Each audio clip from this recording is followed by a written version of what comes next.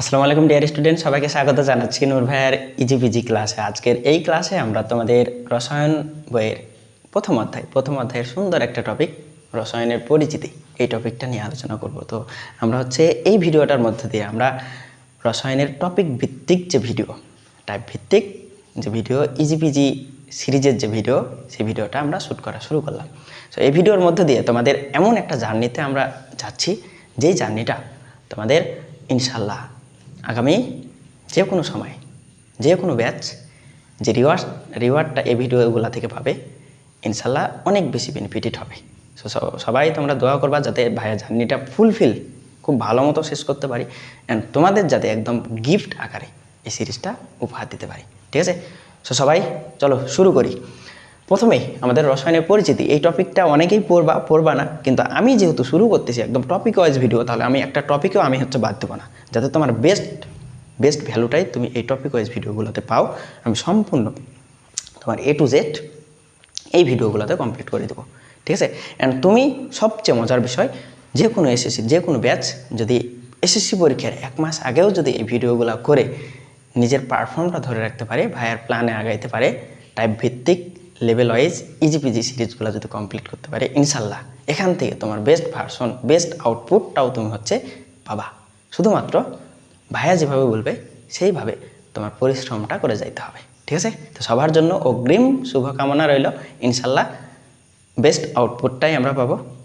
এই আশীর্বাদ, এই দোয়া নিয়ে আজকের ক্লাসটা শুরু করতেছি। তো চলো শুরু করি। প্রথমেই আমাদের রসায়নের পরিচিতি, ইন্ট্রোডাকশন টু কেমিস্ট্রি।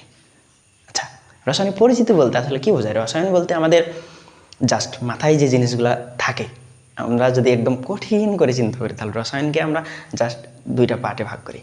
এক, রসায়ন লেখাগুলা রসায়নের মতো, অ্যান্ড আরও একটা জিনিস, সেটা হচ্ছে রসায়নের কী জানি হাবিজাবি বিক্রিয়া টিক্রিয়া থাকে, এগুলো আমার জন্য অনেক বোরিংনেস অ্যান্ড কঠিন জিনিসপত্র, এই জিনিসটা আমার ভালো লাগে না।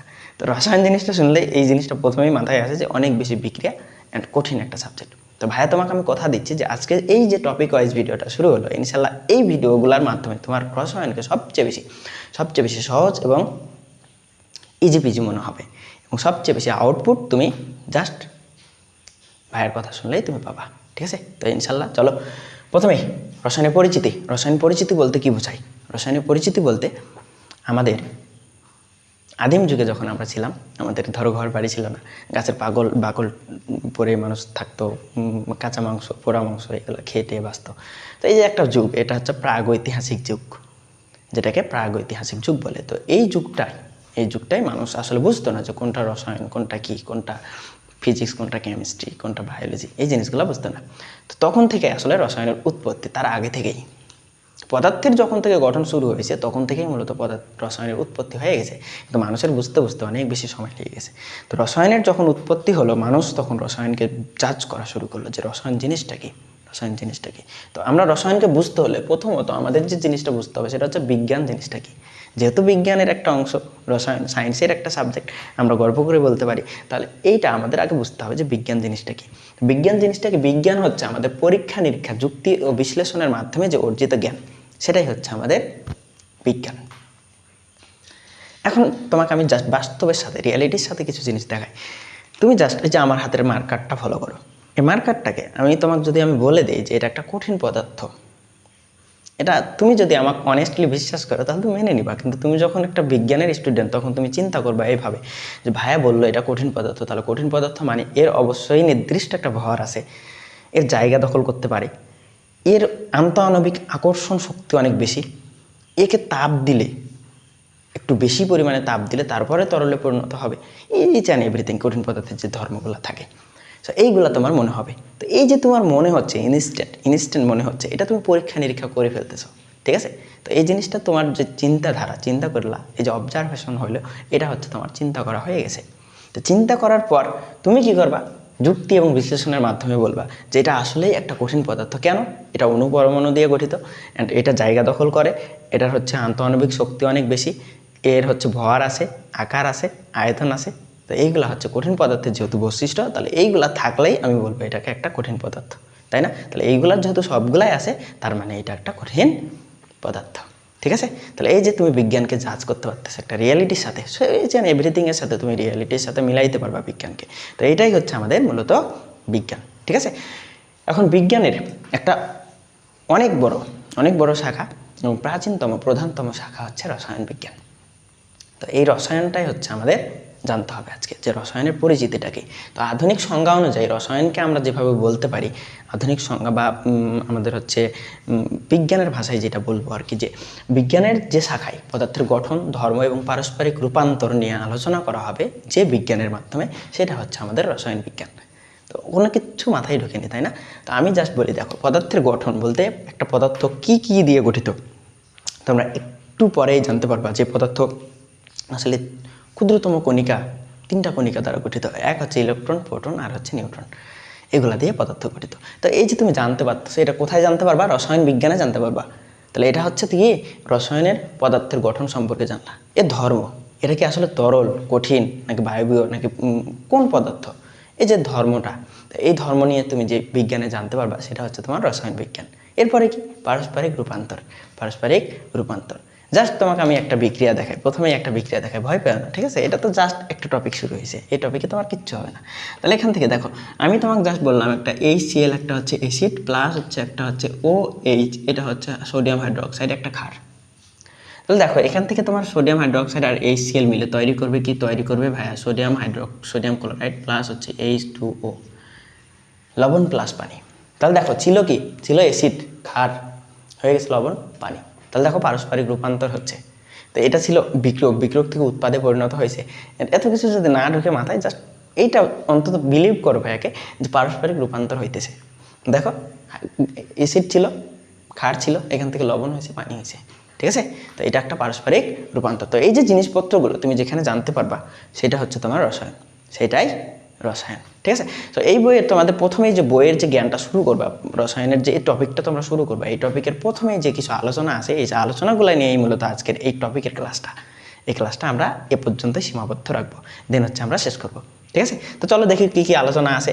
প্রথমত এই অধ্যায়ের প্রথমেই তুমি দেখবা সংকর ধাতু নিয়ে আলোচনা আছে। কিন্তু মজার বিষয় হচ্ছে আমাদের সংকর ধাতুর সংজ্ঞাটা দেওয়া নেই। কিন্তু সংকর ধাতুর সংজ্ঞা যেহেতু ভাইয়া তোমাকে আমি দায়িত্ব নিছি যে একটা টপিক খুব ক্লিয়ার ধারণা দিয়ে তোমাকে আমি পড়াই দেবো, তাহলে এই সংকর ধাতুর সংজ্ঞাটা আমি তোমাকে লিখে দিচ্ছি, ঠিক আছে? সো এই যে সংজ্ঞাটা যাতে সময় নষ্ট না হয় আগেই লিখে রাখছি, ঠিক আছে? এই যে আগেই লিখে রাখছি সংকর ধাতু জিনিসটা কি, 2 বা ততোধিক ধাতুকে তুমি গলিয়ে, আমার কথা শোনো তাহলে হবে, ধরো 2 বা ততোধিক ধাতু, এই যে এই 2টা ধরো ধাতু, লাল এবং নীল, এই 2টা ধাতু, এই 2টা ধাতুকে তুমি গলাবা। তাহলে গলালে তো অবশ্যই কী দিতে হবে, কঠিন পদার্থ যেহেতু তাপ দিতে হবে, তাহলে তাপ দিয়ে গলাবা। তাহলে 2 ধরনের পদার্থ, 2 বা ততোধিক পদার্থকে তুমি গলিয়ে তরলে পরিণত করলা। প্রথমে ধরো এটা তরলে পরিণত হয়েছে, তরলে পরিণত করার পর এই পদার্থগুলোকে যে তরল পাইছো তুমি গলায়, ওই তরলকে আবার পুনরায় তুমি কী করতেছো, কঠিন পদার্থ ঠান্ডা করে কঠিন পদার্থ তৈরি করতেছো। এই যে নতুন এক ধরনের কঠিন পদার্থ তুমি পাইলা, এই গলানোর পর ঠান্ডা করে কঠিন যে পদার্থ তুমি নতুন ধর্ম বিশিষ্ট একটা পদার্থ পাইলা, এই ধাতুটাই হচ্ছে আমার সংকর ধাতু। এই ধাতুটাই সংকর ধাতু। দেখো তো ভাইয়ের কথার সাথে ঠিক আছে কিনা, দেখো তো 2 বা ততোধিক ধাতুকে গলিয়ে তরলে পরিণত করে পুনরায় সেই পদার্থের বা সেই তরলের মিশ্রণকে ঠান্ডা করে কঠিন ধাতু পাওয়া যায়, যে কঠিন ধাতু পাওয়া যায় সেটাই হচ্ছে আমাদের সংকর ধাতু, সেটাই কি সংকর ধাতু, ঠিক আছে? তো এইরকম একটা উদাহরণ আমাদের বইয়ে দেওয়া আছে, দেওয়া আছে ব্রোঞ্জ। সংকর ধাতুর একটা উদাহরণ দেওয়া আছে ব্রোঞ্জ। তো ব্রোঞ্জ কি ভাইয়া, ব্রোঞ্জ হচ্ছে আমাদের সংকর ধাতু, সংকর ধাতু। তো সংকর ধাতু এটা কোন কোন পদার্থ দিয়ে গঠিত, এটা অনেক ইম্পর্টেন্ট ফর MCQ। এটা হচ্ছে কপার এবং টিন, এই 2টা ধাতু দিয়ে তোমার এই সংকর ধাতুটা গঠিত হয়েছে, ঠিক আছে? তো ব্রোঞ্জের আবিষ্কার এটা হচ্ছে কপার ও টিন ধাতুর সমন্বয়ে গঠিত যে সংকর ধাতু, এটাই হচ্ছে তোমার ব্রোঞ্জ। তো ব্রোঞ্জ কি, এই প্রশ্নটা আসতে পারে, ব্রোঞ্জ কাকে বলে এটা থাকতে পারে, অথবা নিচের কোনটি ব্রোঞ্জের উপাদান নির্দেশ করে, এরকম MCQ থাকতে পারে, ঠিক আছে? তো MCQ ক নম্বর উভয়ের জন্য ইম্পর্টেন্ট এই কোশ্চেনটা। কী বলবা, কপার ও টিনের সমন্বয়ে গঠিত সংকর ধাতুকে ব্রোঞ্জ বলে, ঠিক আছে? এখন এই ব্রোঞ্জের যে আবিষ্কার, এই ব্রোঞ্জের আবিষ্কারটা হয়েছে তোমার খ্রিস্টপূর্ব, অর্থাৎ সাল গণনা যখন শুরু হয় নাই, এটা খ্রিস্টপূর্ব বলতে কি বোঝায় তোমরা কি জানো? খ্রিস্টপূর্ব মানে ইংরেজি সাল গণনা শুরু হয়নি, তার আগে থেকে কতদিন আগে, 3500 সাল আগে, তারও 3500 সাল আগে যে কপার এবং টিন ধাতু গলিয়ে যে ঠান্ডা করে সংকর ধাতু পাইছিল, সেটাই মূলত ব্রোঞ্জ। তো এই ব্রোঞ্জটা আবিষ্কার হয়েছে একদম খ্রিস্টপূর্ব 35 অব্দে। ঠিক আছে, এই জিনিসটা ইম্পর্টেন্ট, এটা মনে রাখবা, এটাও মনে রাখবা। ঠিক আছে, এবং পদার্থের আরও কিছু জিনিস আছে, যেমন ব্রোঞ্জের আবিষ্কার মানুষের জীবনযাত্রাকে অনেক সহজ করে দিয়েছিল। কারণ হচ্ছে ব্রোঞ্জ অনেকটা এর মতো, বল্লভের মতো। বল্লভ বলতে একটু আমরা বুঝবা কি না, এই যে অনেকটা তীরের মতো থাকে, মাথাটা একদম সরু সরু থাকে, এরকম সরু থাকে। হ্যাঁ, ধরো এই যে এরকম সরু থাকে, অনেক বড়। তো এইভাবে হচ্ছে শিকার নিক্ষেপ করতো, এভাবে ব্রোঞ্জ দিয়ে মানুষ আগে শিকার নিক্ষেপ করতো। ধরো একটা পশু, ধরো হরিণকে হচ্ছে আগে তো ধরতে হবে, ধরে হচ্ছে তারপরে জবাই করে তারপর না হয় নাস্তা ট্রাই করবে। সো আগে তো ধরতে হবে, তো ধরতো যে জিনিসটা দিয়ে সেটা ছিল আমাদের ব্রোঞ্জ। তো এইভাবে নিক্ষেপ করে ধরো হরিণটাকে ধরতো।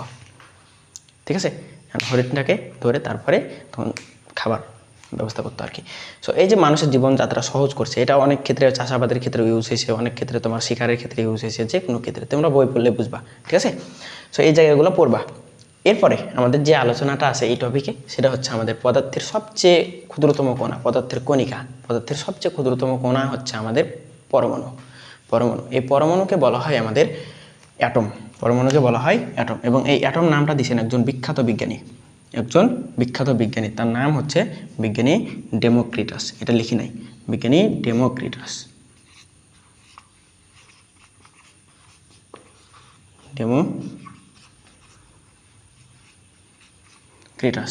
ঠিক আছে, এবং এটা উনি আবিষ্কার করছিলেন একদম 380 অব্দে, খ্রিস্টপূর্ব 380 অব্দে। ঠিক আছে, যদি ভুল না বলি। তোমরা যখন এই টপিকগুলো পড়বা অবশ্যই বই সাথে নিয়ে একদম মেন বই থেকে পড়া শুরু করবা। ঠিক আছে, অ্যান্ড আমার যখন সেটআপটা ক্লিয়ার হয়ে যাবে তখন এখান থেকে আমরা হচ্ছে আপডেট ভিডিও বানাবো। ঠিক আছে, এখন আপাতত জার্নিটা শুরু হয়েছে আমার এভাবে, আলহামদুলিল্লাহ কোনো সমস্যা নেই, আমাদের জার্নিটা চলতে থাক। ঠিক আছে, আমাদের জার্নিটা চলতেই থাক। তাহলে খ্রিস্টপূর্ব 380 অব্দের দিকে, ঠিকই আছে। হ্যাঁ, খ্রিস্টপূর্ব কিন্তু এটা একদম খ্রিস্টপূর্ব। ঠিক আছে, তাহলে কোত্থেকে দেখাবো, আমাদের হচ্ছে এটা হচ্ছে খ্রিস্টপূর্ব, মনে রাখবা। তাহলে লিখে দেই খ্রিস্টপূর্ব।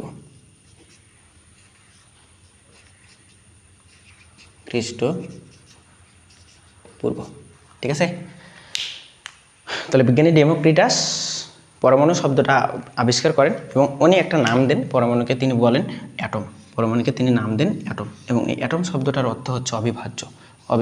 এবং অবিভাজ্য মানে হচ্ছে যাকে আর ভাঙা যায় না। সো এগুলো হচ্ছে প্রত্যেকটাই এমসিকিউ এর জন্য ইম্পর্টেন্ট, প্লাস ক নম্বরে ব্রোঞ্জটা আসতে পারে। ঠিক আছে, তাহলে তোমরা এটা হচ্ছে এমসিকিউ এর জন্য পড়বা। তো টিভিটা থাকলে আমি হচ্ছে কিছু এমসিকিউ এক্সাম্পল দিয়ে আমি হচ্ছে সলভ করাই দিতাম।